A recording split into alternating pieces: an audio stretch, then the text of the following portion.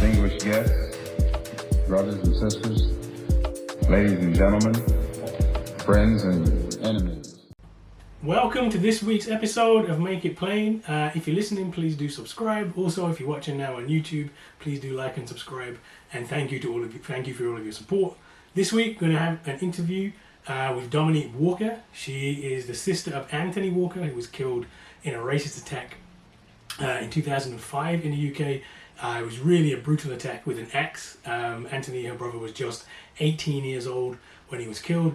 I remember at the time it was like frightening to see that level of racial violence in the UK in the 21st century, and really it's a brutal attack.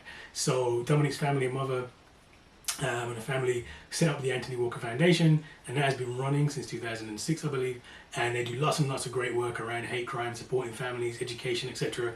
And we wanted to do this discussion, which was predominantly actually supposed to be about the Anthony Walker Foundation, and we do get into that. What does Anthony Walker Foundation do? But it also went into the other work that Dominque does, which includes Black Women's Group up in Liverpool, and we also had a conversation about black people in the police, because Dominque used to work for the police. Is currently a lecturer at Liverpool John Moores University, teaching around policing, social justice, etc., etc. And so I actually ended up having a really fascinating conversation about what's it like to be a black police officer, etc., etc., etc. If you know me, you know that that's a contradiction, isn't it? So it's a contradiction that I was really intrigued to get into. So please do tap into that conversation. I wanted to start today. Obviously, there's been tragedy in the US. Another black person killed by the police. A black woman killed by the police. Sonya Massey. In early this month in July, and the video, one of the police officers' body cam footage has been released. And you know what, I'll be honest, I don't usually watch this stuff, but I thought, let me see what because the stories I was hearing, I was like, this don't make sense. This can't be what actually happened. Sonya Massey, she called the police because she thought there was an intruder, someone trying to get into her house. They come round, actually on the doorstep. She says she's afraid of them, and she's like, they're like, well, you called us, you don't need to be afraid of us. And now she did, so obviously that wasn't the case. And you see in the video, two officers go in the house, they do whatever police do, and one of the police officers actually asks her to turn off she's got a boiling stove, asks her to turn the stove off. So she goes and turns the stove off, has the pot in her hand. For some reason says to them, she rebukes them in the name of Jesus. This set them off completely. And you can just see the woman, she's holding the back, so they draw out their guns. She's apologized, and she says sorry, she's putting the pan down, and then they shoot her in the head.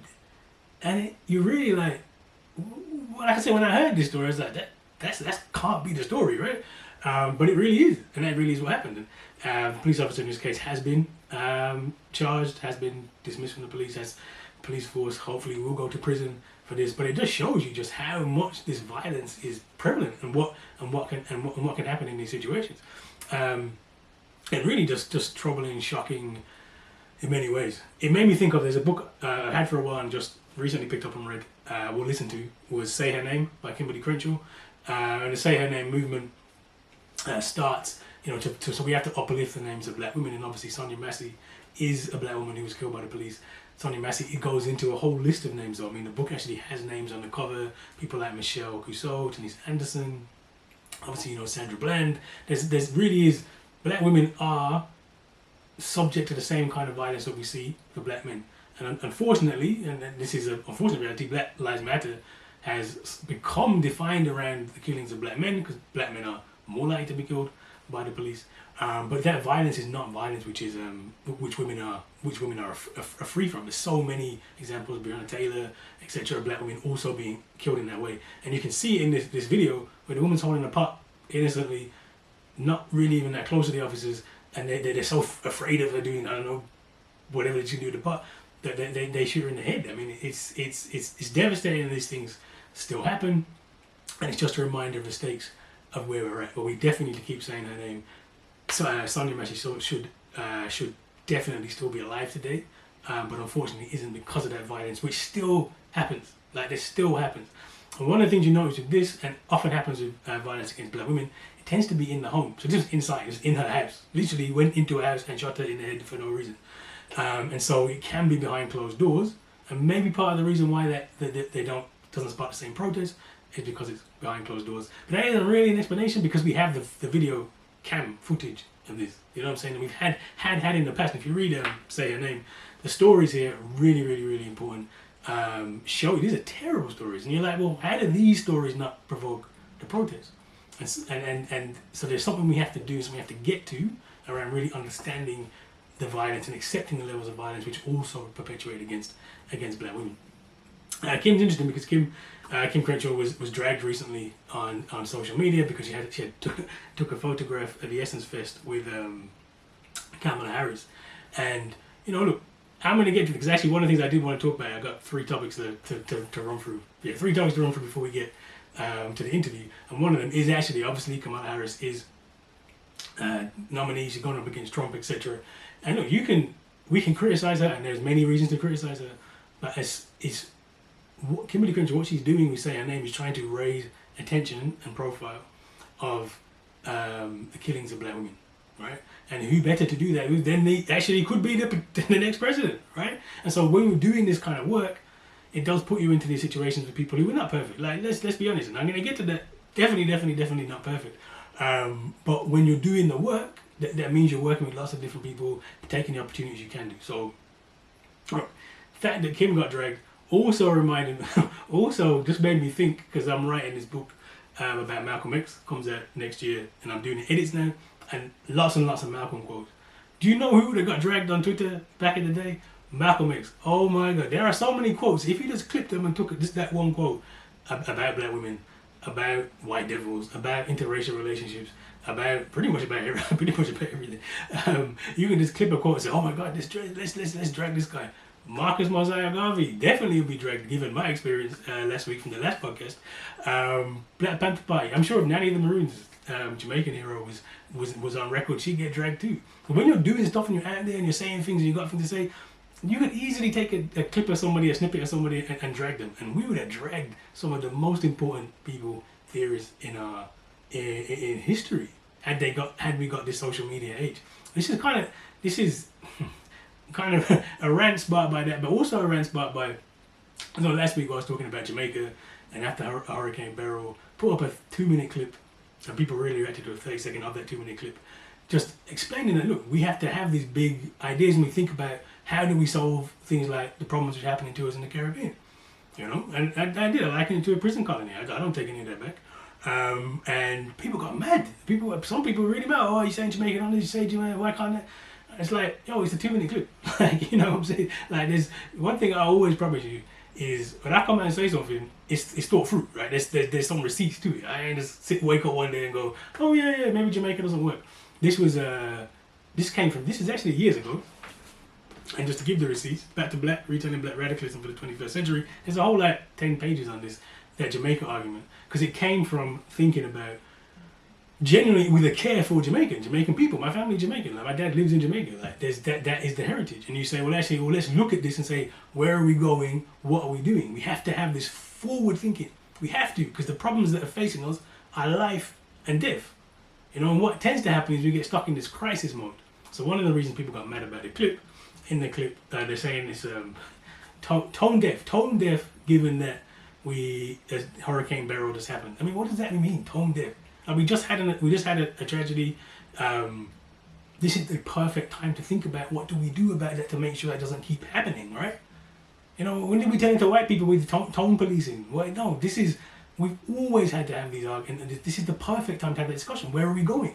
Because what we tend to do is, because our lives are defined by crisis, there's always some bad thing happening, we tend to get stuck in the response to that crisis. So hurricane happens, apparently what you're supposed to do is just say, well, let's support the families, how do we raise some money and send over money? And not think about, well, actually, let's look at the big issues. There's a reason why this is happening to us, and there's a reason why it's going to continue to happen, and how do we fix that?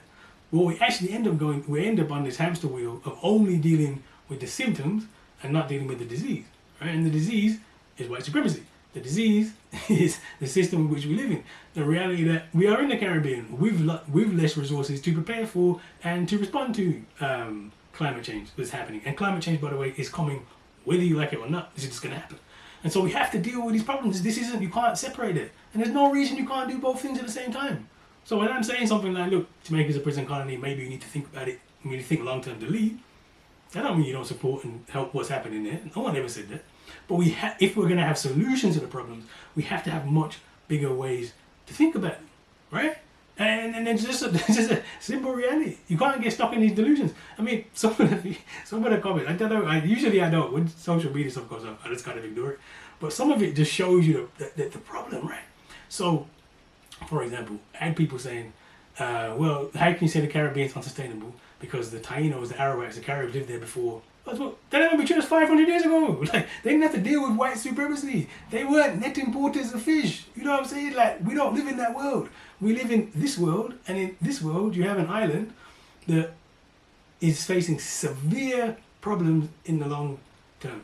Severe problems in the long term. The population of Jamaica and the Caribbean generally is going to go up, and the biggest part of the economy, I said last week, it's remittances, money coming in from people who left. But now you can't migrate, so what do? The population is going to go up and the money's going to go down, and places like Jamaica are already very poor.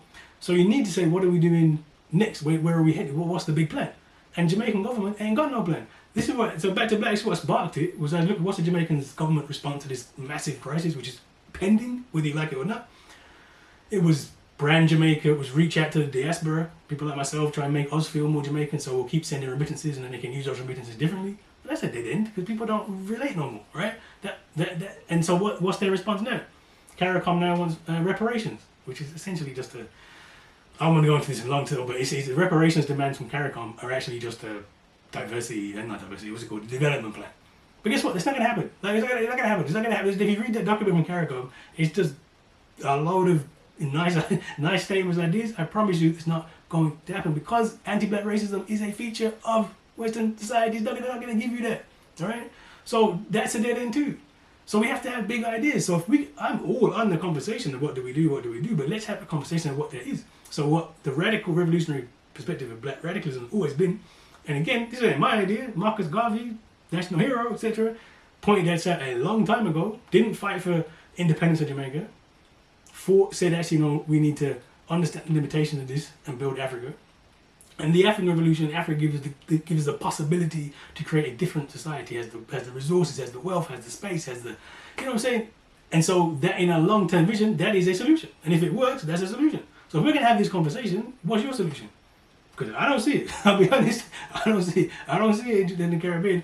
And we have to stop being precious about this, especially in a region which, by the way, only sustained because people left. Currently in Jamaica, 36% of Jamaicans who are born in Jamaica don't live in Jamaica. 36%. People like my dad, people like that generation, don't live in Jamaica. Right? And that money and the fact they left, one, means you need less resources in the island. Two, means they can send money back. But other thing, that 36% is an underrepresentation because the kids, right? Think about it. If my dad had stayed in Jamaica, I'd be in Jamaica, my cousins would be in Jamaica, my kids would be in Jamaica. How many people would there be in Jamaica? Plus, you wouldn't have all the remittances that got sent from his grandmother, him, etc. You wouldn't have his pension. And just imagine, right? So actually, there's more Jamaicans outside of Jamaica than in Jamaica, which is what keeps Jamaica going. So I find it really hard to struggle to think when somebody suggests one, a long-standing actual Jamaican idea, Marcus Garvey, and the Garvey movement more broadly, that actually a solution long-term is the migration to Africa rather than Europe, right? And when I say Africa, I don't name a country because Africa is just as much prison colonies. We need to completely rethink what Africa is, and this isn't nobody, and I am not saying, this is actually my biggest criticism of Garvey. Garvey just wants to move without fixing Africa. Africa has all the same problems the Caribbean has, so we need to fix those problems. And in the long term, that then will give the opportunity for us to go. That's a solution. And if you really don't think the Jamaicans will move to Senegal, but they will move to Britain, that's because you're anti-black racism. This is the whole region is defined by migration. Forced migration from Africa in the first place, and then kind of voluntary, but basically forced migration into Europe, America, etc., etc. So when you have a solution which is about migration, that's not even radical. It doesn't go against the principles of anything. And I'd also stress that Jamaicanness is not tied to the island. You know, Jamaicans came to Britain, they're still Jamaican, right? They're still Jamaican heritage. You can move Jamaican people to the African continent, they're still Jamaican. That's something we should defend, that's something we should be proud of. But guess how you defend that? By preserving it.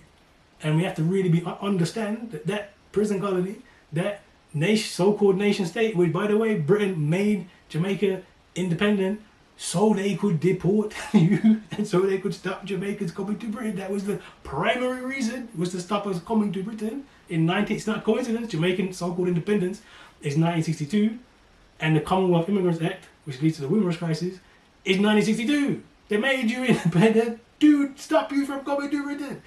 And you think this is a solution? I don't know what to tell you. But we can have the conversation. Please do. But let's have it based on actually not just jumping to conclusions based off 30 seconds. Let's have it based on the realities that are facing the region and the whole region, but Jamaica in particular. And let's say what's the alternatives? Because I'll be honest, I don't see those alternatives. And there's certainly from Jamaican government, there is nothing forthcoming at all. But we have to have those kind of conversations. And otherwise, we're not going anywhere. We're just going to be stuck in the same thing again and again and again. I am ranting on a bit today because thinking of, I didn't want to go on for this long, but I'm going to put a bow on this with a Jamaican immigrant, right? Jamaica's first, not Jamaican immigrant, but African American woman who has a Jamaican father, Indian mother, who is now the presidential nominee for the Democratic Party. The reason I had to bring this up, because I think it actually ties back into the other things that we talked about, right? Is the response that there has been from black people to Kamala Harris is worrying, right? And worrying in the sense that it feels that we haven't learned from the Obama moment, right? Like I only just started calling Obama the White House Negro, but all the way back in 2008, I was telling everybody, and nobody cared better than that. Look, Obama was not the solution at all to our problems. Blackface at the top of a white thing doesn't help us. And Kamala Harris is no different. It's exactly the same, right?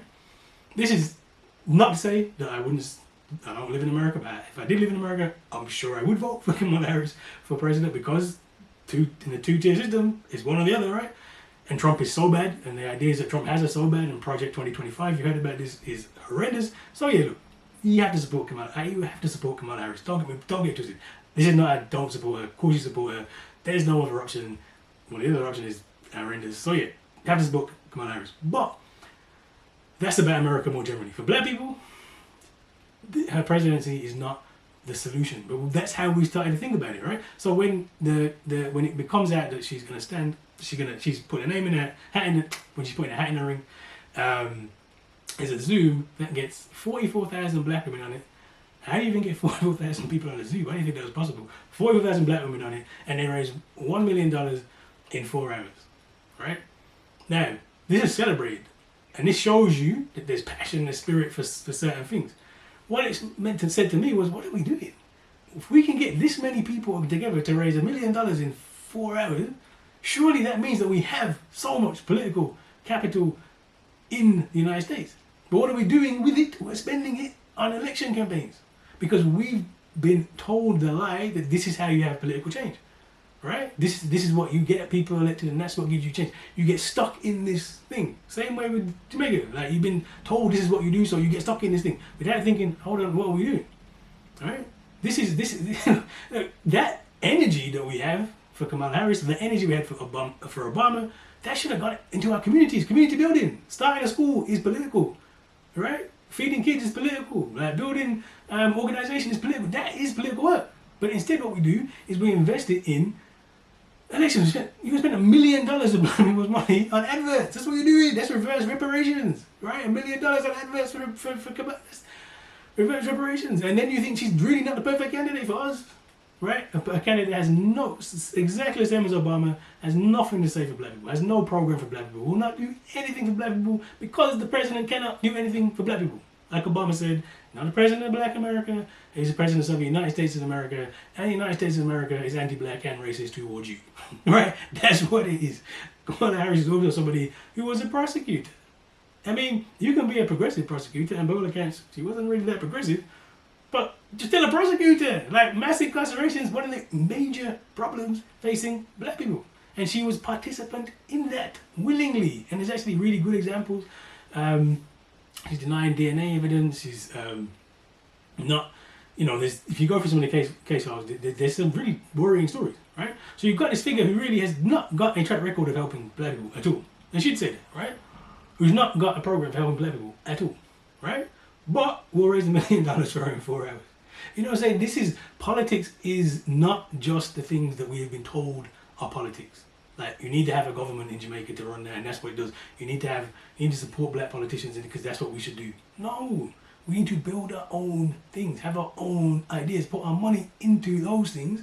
That's what we should be doing. And this is what we're trying to do with Harambee OBU, right? It's the whole point of the organization. It's saying, let's join, let's put our money in, let's pool that, let's do education, let's do health, let's say, where are we going? That's the political work we need to do, right?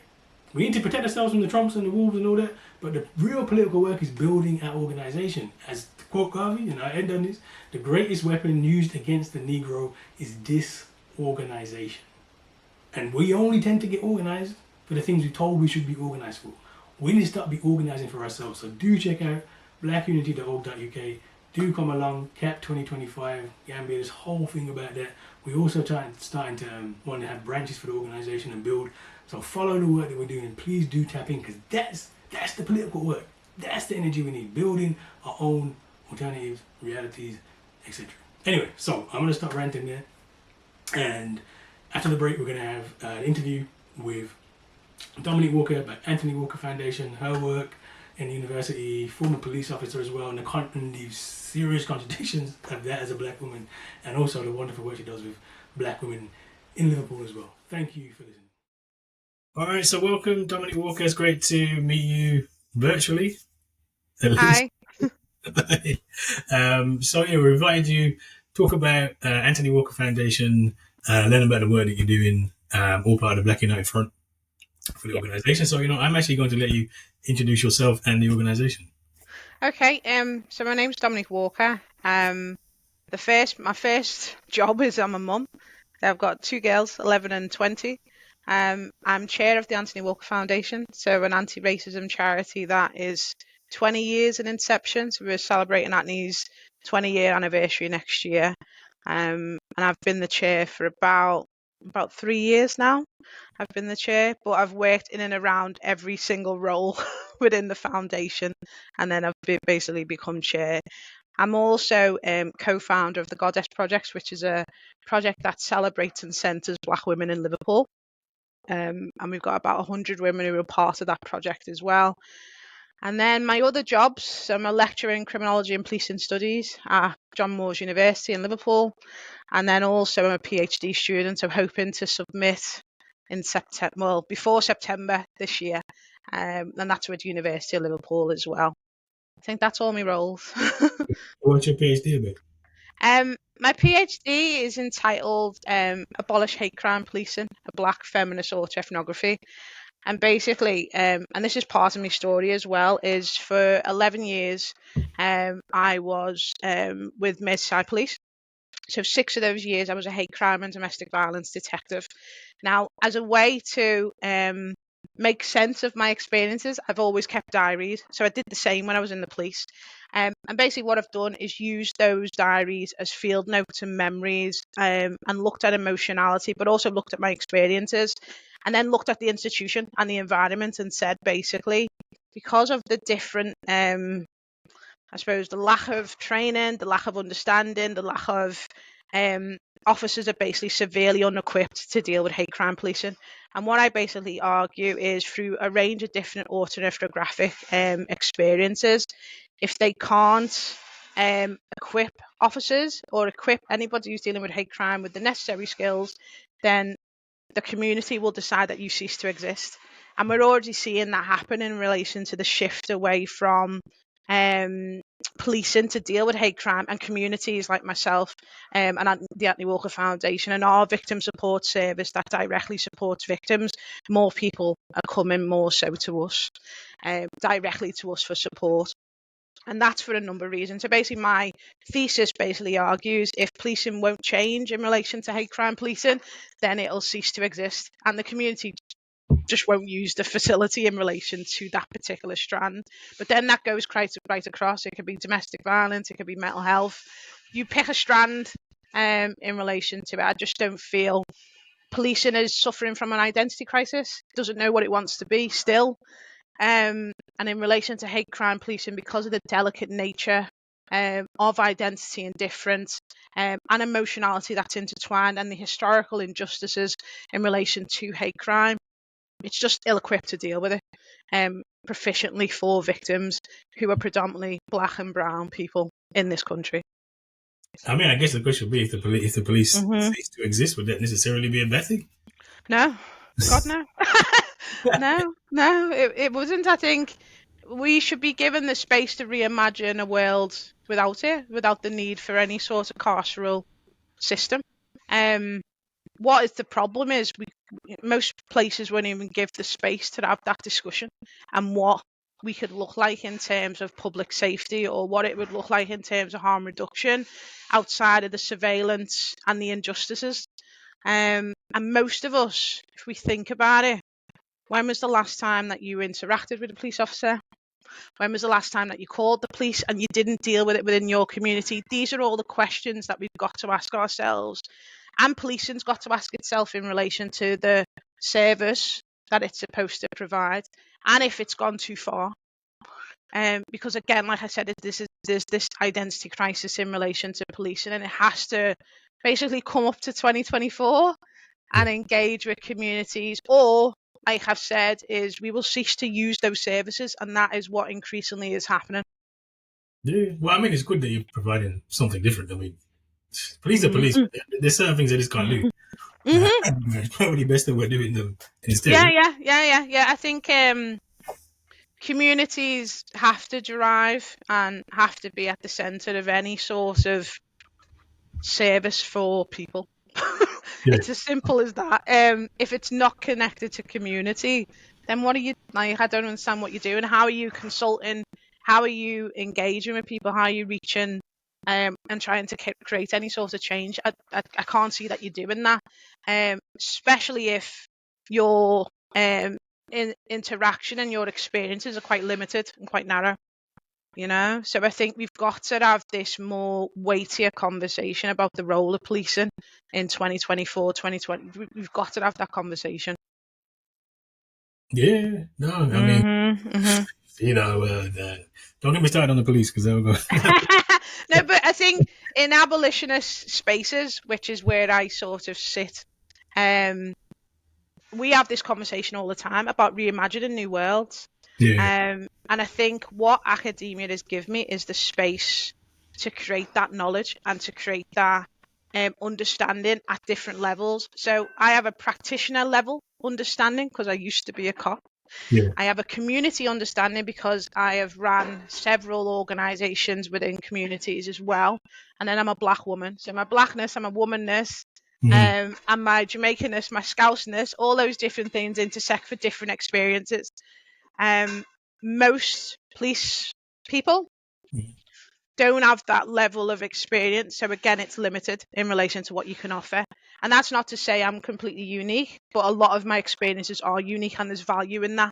And as academics and sitting with other black academics primarily, which is what I do, I'm saying, listen, there's so much value in what we can teach ourselves in relation to healing and liberation. Yeah. I mean, I wasn't asking any of these questions about police. No, you can, because I've got 11 years of experience. You can ask me anything, and I will. I guess as somebody, now you're saying abolition, so you're in abolitionist spaces, right? So what is it like to be a ex-police officer who is kind of making arguments to abolish policing? Yeah. Is it conflicting? But I'm a Gemini, so we're always conflicted. That's just where we sit. I think for me, the space in rebuilding worlds is always messy. Anti-racist practice is not glamorous. Anyone that's hyping it up like it is lying, because it's not.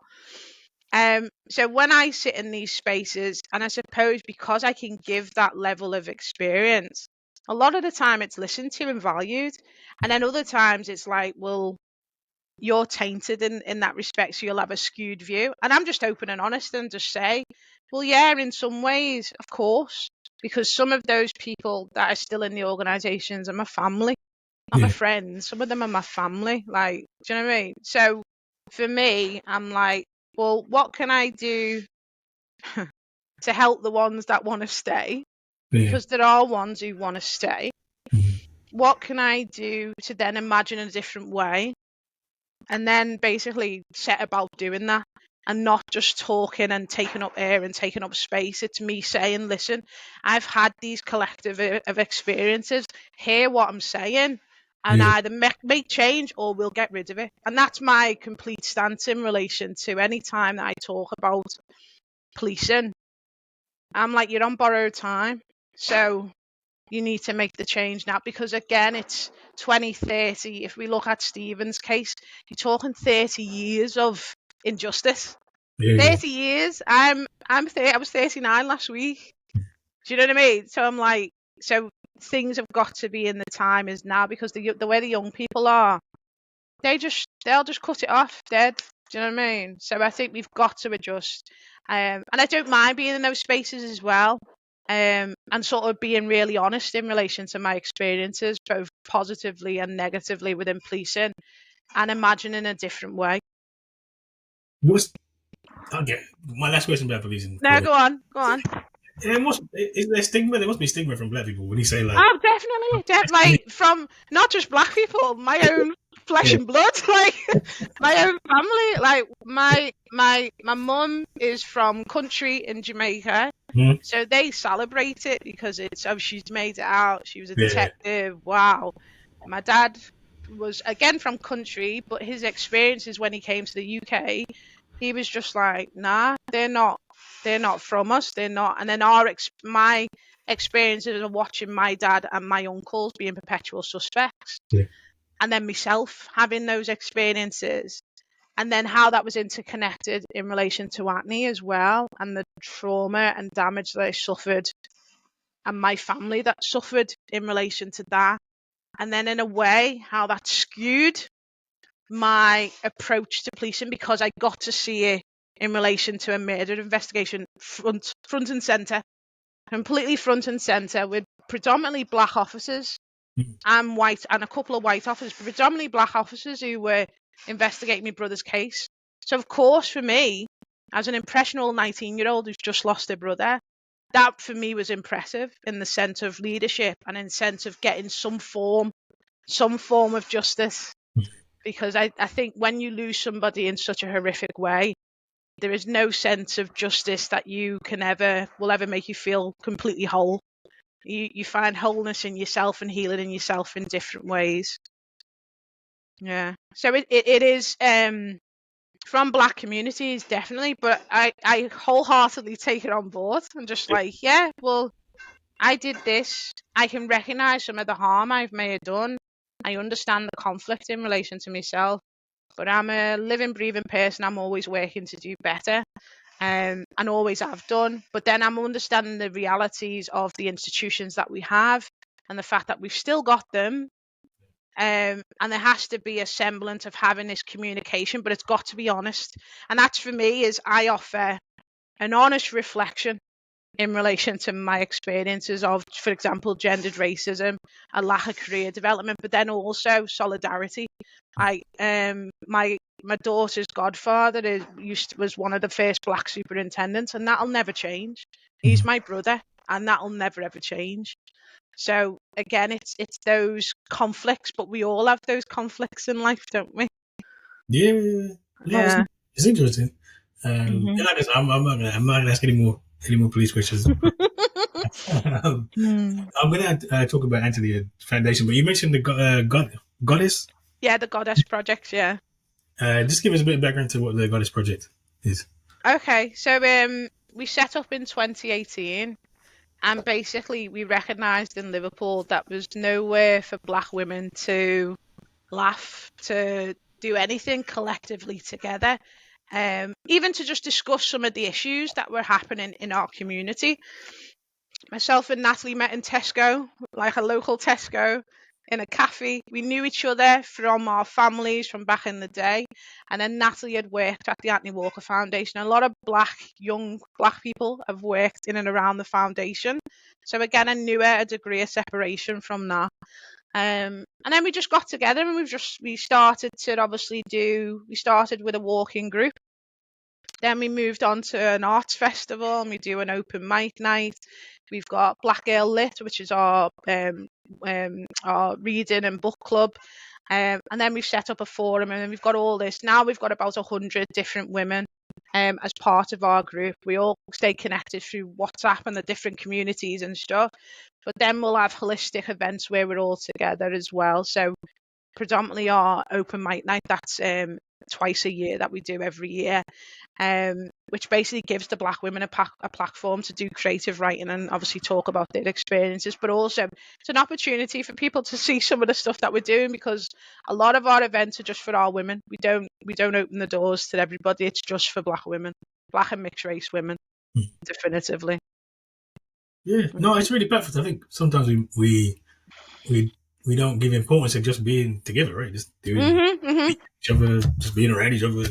Yeah. I think for me, there's so much value in it, and I think for me and Natalie, it gave us a centre. It gave us a way to sort of achieve some form of tangible change through the women, and also they all felt listened to, because again, a lot of our initiatives were from them. So they were like, we want a book club, and we were like, oh yes, should we start a walking group? Yeah, let's do that. Should we do like these different, because Natalie's an author and obviously I'm obviously a scholar and academic, so we were like, well, we need to do something around creative writing and stuff like that. So we sort of flirted with the arts a little bit as well, and then that's led us to we wrote a play the other day, and we performed that in the Unity Theatre, and then we're working towards another production next year, and potentially a Black theatre company as well. So those are the things that from 2018.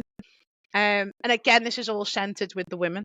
So we don't do anything without their sort of say-so and their direction and their insight. And it's, for us, it's healing. Being together with Black women, there is nothing like it. And we basically stomp round the park, solving and understanding each other's issues and problems, but also equally just celebrating life and working things through as well. But for me, there's so much healing and power in that. I don't think people sometimes understand, I suppose, the freedom that comes with it, because most Black women, and I will say most, speak my language. And then I don't have to say too much. And then as a Jamaican Scouser, I don't really want to say that much. Do you know what I mean? Like, that's just the way that we've been raised in that sense. But then I'm a Malvi Scouser sometimes as well. So we'll have that. So for me, there's so much healing in it. It's I love our girls, man. It's good. It's a joy and pleasure. Honestly, a pleasure to do. Yeah, no, that's a really important work. And actually thinking about a Black female only space in Liverpool. Liverpool's one of the oldest Black communities. Yeah. It was pre-Windrush, it's the port, slavery, etc. Yeah. I remember the first time I went to Liverpool when I was about 19. NUS Black students, National Union of Students, like it was a Black student thing. Yeah. And we had this guy from Liverpool, and he said, Black guy from Liverpool, and he said, "Welcome to Liverpool, welcome to this racist city." And I'll be honest, walking around Liverpool is like, it's in the walls. There's all the like slave children. It just felt racist. Even my dad told me my dad when they went up to Toxteth back in the day. It's like a different world. We thought Birmingham was bad. Jeez, like Liverpool's next level. So what's it like organising in a city? What, A, is it that bad? Is it as bad as I'm making it sound? And B, what's it like organising in Liverpool? I think Liverpool will always have pockets of racism, just like anywhere. I used to live in Birmingham as well. I lived in Perry Bar, and all my family's from Handsworth Wood and Quinton. My mum lived in Quinton, so all my family are from there. My sister lives in Great Bar, and for us, when I was growing up, I would come to my grandma's, to my nan's, my granny. I'd come to Coventry and Birmingham every summer. So I spent summers in Coventry and Birmingham. So I was used to Blackness in that space and in and around my family. For me, it was my Blackness was only ever thrown against a sharp sort of wall when I was in Liverpool, and I was made to feel the difference. So there is pockets of racism in Liverpool. There are no-go areas if you don't know the ends, definitely. Oh. And we can't, you can't, because for me, even in Manchester, even in Leeds, there are places, unless you know the people, you're not going to roll around. You're just not. So Liverpool is exactly the same in that sense. There's certain areas, as a black person, unless you know people, you have no business being in that place. Yeah. Simple as. Simple as. And the thing is, what's happening now with Liverpool is those no-go areas, black people are there. Yeah. So so it's transitioning, but Liverpool has an inherent racist past because of obviously colonialism and slavery, and it being obviously the merchant city, the merchant sort of town of the UK. And then the relics of slavery are all around us, and then obviously we've got the Slavery Museum and so on and so forth, and then it's all around us in relation to the Albert Dock. And then, for example, you could go to St James Church, where I park my car, and there's graves of unmarked slaves in the church. Do you know what I mean? So Liverpool, it's never, because again, it's the Scousness, it's the Irishness, it's the Scottishness. It's never shied away from that, the fact of its colonial and slave past. It's never shied away from the fact that there are injustices, particularly in relation to race, but also poverty and deprivation as well. It's never shied away from that. But I think it's similar to Manchester, Leeds. Yeah. Up north. I think sometimes Birmingham down. Yeah. Sometimes you guys don't realise how lucky you've got it sometimes, man. Because we have obviously. I was talking to my friend about it the other day. I'm like, because we're from up north, we have an inherent friendliness that has to come with us because of the hostilities that are around us. Whereas everything Birmingham down, you have an aloofness because you're the many and we're the few. And that is the difference. You are the many. So when I come to Birmingham, I'm just like, boy, where are the problems? But there's obviously problems. Yeah. It's like Liverpool, when I did the actually, I'm trying to think when I did Psychosis of Whiteness. It's only up north I had problems. Up north is a problem. That's what I'm saying. Yeah, Manchester hecklers and Liverpool under slavery dock. People came in a big banner that said "White Lives Matter." The banner was See this? That's what I'm saying. Scousers, they will tell you with their chest. And for me, to be honest, and I like my racists up front. I'm True. like, don't do it with a smile and pretending to be my friend. If you don't like me and you don't like me because of my melanated skin, then stay away. Then I'll stay away from you. You stay away from me. Mm. And that's the Scouse way. That's the Scouse way. That is it. And in a sort of, because I've grew, so I lived in a predominantly white area and then moved to obviously Toxteth. Lived in Toxteth now for about 20 years. Mm. There is definitively a contrast. Now when I wake up, everybody's black and brown. The white people are in the minority where I live. So I have a different, again, positionality in relation to racism because I don't experience it in Toki. Because you just wouldn't, because there's too many of us. Yeah. But then when I go to my mum's and I'm in Huyton and I'm walking around, like, then that's when you get stared at. Then that's where the hostilities can come from. And that's even from driving to the Asda to... That can happen anywhere when you start to go a little bit more up north. Yeah. And that's in Liverpool. Yeah. So it's about being honest and in relation to safety. Like, you don't, in Birmingham, you don't, not like you don't have to think about it, but in Liverpool, it is at the forefront of you just manoeuvring around the city. Mm-hmm. And then even like in relation to my experience of being a black cop, being in predominantly white spaces again, they all know you because you're the only one and you've been the, do you know what I mean? Yeah. And in one way, you get the racism and stuff at the start. That's definitive. And then they know you as Black Dom. Do you know what I mean? Because that's what you are. That's true. But see, when I start to tell people from Birmingham downwards in relation to these experiences, they're just like, it's very visceral. And I'm like, yeah, it's real. Like, it can be on top sometimes. So our notions of safety and space and location and belonging and are very more at the forefront of us when we sort of do our anti-racist practice as well, because it has to be because of Liverpool's relationship with injustice, because the Scousers will stand up and like stand on the box and be like, yo, did it, you know what I mean? And that's how they are. So it's inherent in even the complexities in relation to racism as well. Yeah, I mean, I think that's the important context, because thinking about Anthony Walker Foundation, you tell us a story about, what happened to Anthony. I don't think this happened in Liverpool. I really don't. And I think for a lot of us, we were surprised, like, what? That happens. Yeah. I think Liverpool, coincidence is Liverpool that happens. So if you can tell us a story about what happened and why. So in short, obviously, like I said, I grew up in Highton. It's a predominantly white area, working class, just like any other inner city place. Our Anthony simply was walking with my cousin and his girlfriend home. They attacked him, racist abuse, and then obviously my brother didn't wake up the next day. My cousin and his girlfriend were also attacked, but my brother sort of pushed them away and they managed to get away. Immediately after, I suppose there was the horror and shock and obviously trauma in relation to my family. But then there was this wider shock from the community because we were the only black family. It was quite easy to pinpoint who it was because there was three black boys. Two of them were brothers, and then one of them was my other friend who actually later died. He died of a heart attack later on.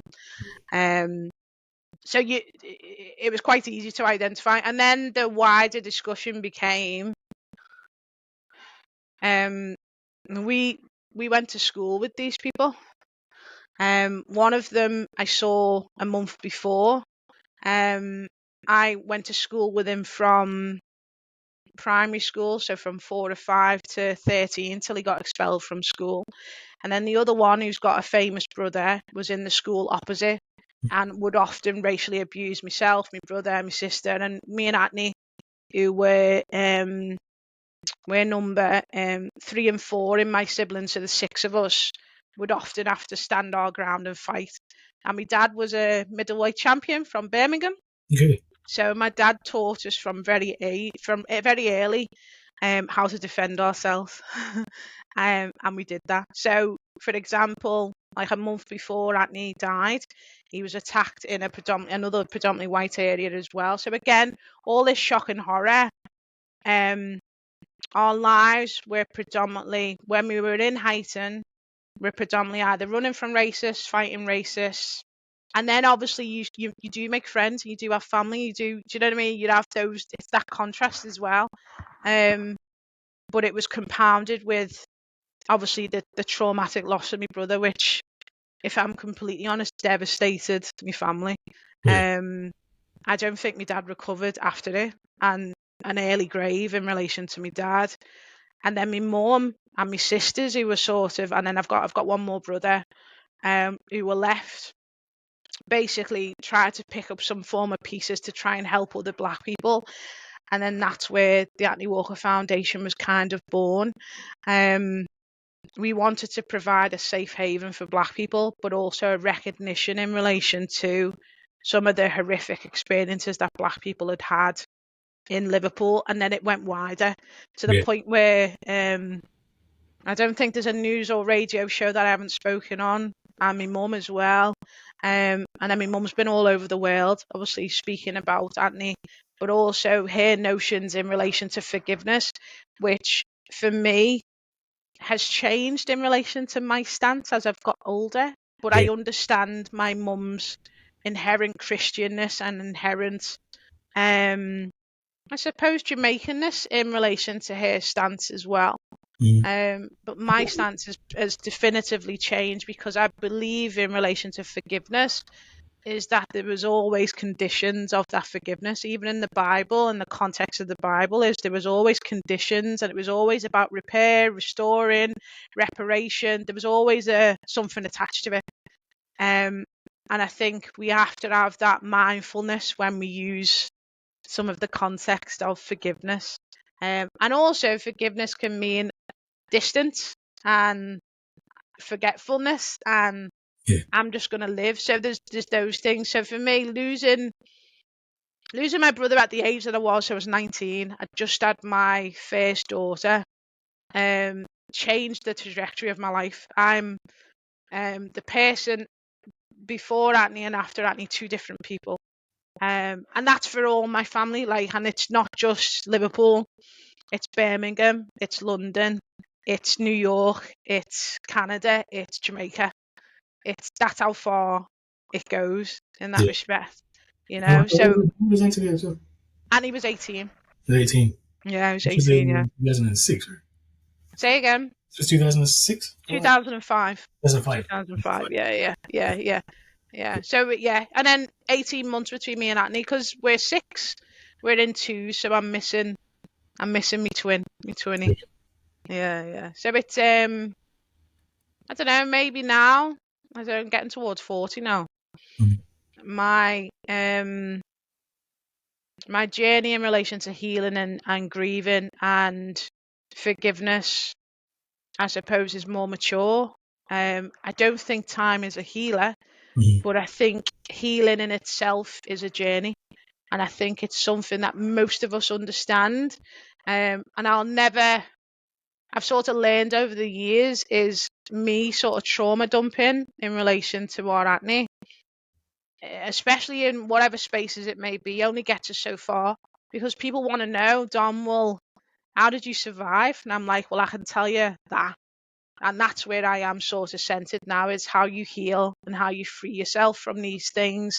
Even though they'll always be a fragmented part of me, I'm trying to work towards wholeness. And that's what the foundation tries to do in relation to supporting people, is to try and support them from a place of, listen, we know you're on this journey, but we want you to be whole, you know? So it's that sort of shift. But it's, I can't lie in relation to the trauma, Kehinde, because that's generation. So even like my youngest daughter, she never met my brother. It still affects her 11 years old today, definitively, and it always will. And that's I suppose the trauma that you can't equate, as well. Yeah, it's not. This is not a position I would wish on anybody. Yeah, you know. Yeah. I wouldn't wear. I mean, you said your mum was talked to.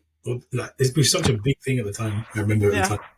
And especially 21st century racist murders, like, that's, kind of expected to be still happening. So I think there was a lot of, really just condolences to you and your family. And obviously that's something you can't get easily over. But it also rocked the country, I think, in a big way. I think people were quite surprised. Really? I think people had thought we got to a position where black people were okay, but we know in 2024 that is not the case.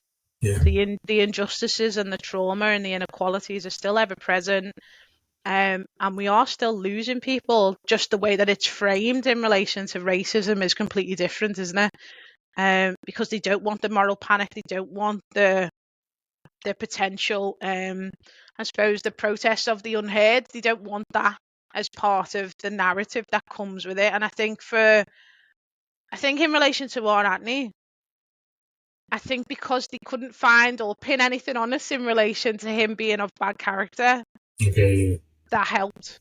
And that's not to say they didn't try and that the BNP didn't turn up. That's not to say those things. Yeah, that's not to say those things didn't happen, because they did. Wow. And that's not to say other people didn't try and do things, because they did. And it wasn't an easy journey towards any sort of semblance of justice as well. And even now, so like for Michael Barton got out last year, so he is free and walking around the UK. Really? And then Paul Taylor, who's the other one, who was the same age as me, his tariff review will come up in the next, say, 3 years. So we'll have to start that process. And again, what people don't realise is when you lose somebody in relation to murder, it continues until the people who are in prison die. Yeah. You will always have some form of contact in relation to that offender. It doesn't stop, and I don't think people realise that in relation to the ongoing trauma that you suffer when you lose somebody in this way, and how anything like can sort of rock you in relation to that experience, but you have to almost remain firm. And there are a couple of ways that you can do that. But that comes from years of practice and healing and being honest with yourself, like completely being honest with yourself and saying, you know what, where actually am I in relation to this and to the grieving and the outpouring of love not going anywhere, and where am I in relation to this? And I think it's those moments, the level of internal and shadow work that you have to do to remain anyway kind of resilient, because it is a battle, is often not documented or understood. And it's only, I suppose, and it's not, again, not relating to my uniqueness or putting myself on a pedestal, none of that foolishness, because I'm just human like everybody else. But my lived experience makes me an expert in that experience. And I'm able to then impart that onto victims and onto support groups and onto other Black people and everybody else as well, white people as well, in relation to those type of traumas as well. Because it's on top, man. It's on top. It's so on top. Yeah. I mean, it's interesting what to say to think how much have things or not changed, and maybe it's the framing, because like in Birmingham, even Dijon Reed, this girl, 14-year-old, clearly, I mean, there's so much evidence he was racially motivated. Yeah. They just say it's not. They just try to say it's not, but not by race, not by race, not by race. Yeah. Because again, like what we said before, the moral panic that would come from it, the collective injustices that we would all feel, because again, we don't talk about that collective trauma. Yeah. So I lose my brother in 2005. You watch it on the news, and then you think of your sons and yourself. And it doesn't matter if for example, it doesn't matter in relation to the circumstances. You see my mum in pain, you see me in pain, and you feel that as well. And that's real, isn't it? So I think we have to, they acknowledge that, and they know that. The system knows that. Yeah. So I think what we have to do is become a little bit more wise in relation to the coding and the framing of these things, and almost decipher it for people who are not so aware. And I suppose that's one of my jobs is, I understand institutional speak. I've been in and around the veil. I have seen it as a victim. And again, it's those layers. And I suppose for me as a scholar organizer, because that's what I do, I bring people together. I have to speak truth to these things, otherwise it's just nonsense. It's absolute nonsense. If I'm not speaking truth in relation to my experiences and my family's experiences, then I'm just wasting air, and not helping anybody or not helping make any change. Yeah. No, what kind of things does the Anti-Walker Foundation, what do you do? So we've got different pillars. So our education pillar does direct work, obviously anti-racism work in schools, and then we've got within each school, and I think at the moment our project is a race equity charter, and young people who are ambassadors as well. And basically they do anti-racist activities in the school, and then the staff get trained, and then they basically achieve a charter mark in relation to their progress, in relation to this journey of anti-racism, which doesn't stop, obviously, it continues in relation to the school. So we've got an education arm where we do direct support and anti-racism workshops in relation to hate crime, but also particularly in relation to Anthony's story. And then my mum underpins a lot of that in relation to direct support for schools, but also to the kids. A lot of my work at the moment is centred on going to colleges and universities and just speaking to the youth and to the young people.